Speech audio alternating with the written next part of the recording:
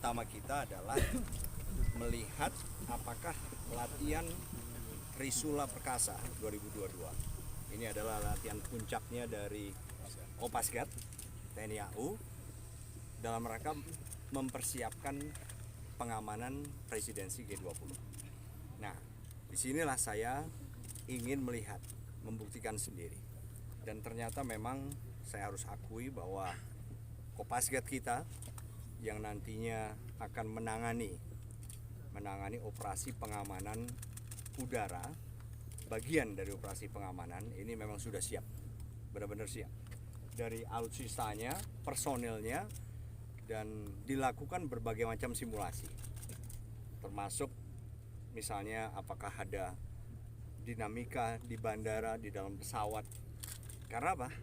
Karena kita akan melibatkan 19 pangkalan udara untuk G20 nanti.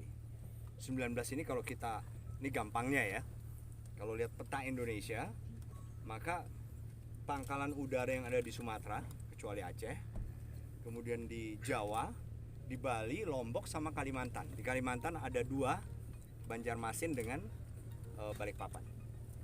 Jadi 19 ini membutuhkan juga kesiapan kita.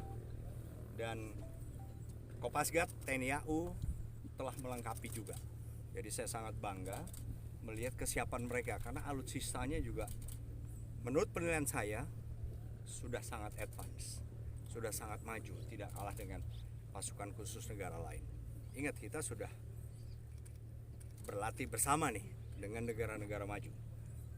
Sudah dengan 13 negara yang terakhir dalam konteks Super Garuda Shield, dan di situ juga ada latihan bersama pasukan khusus yang dimiliki oleh Satuan Bravo, pasukan khusus dari Kopasgat TNI AU ini sudah relatif menyamai, dan ini merupakan kebanggaan kita semua.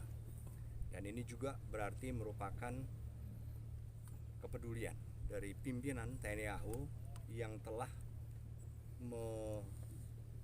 mengadakan atau membeli perlengkapan yang memang cukup advance atau teknologi terakhir.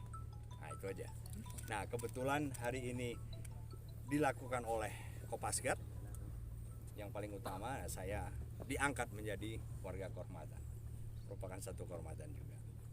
Monggo, siapa yang itu gimana ketika mengenakan baret jingga, Komandan Jenderal? Oh iya, ya.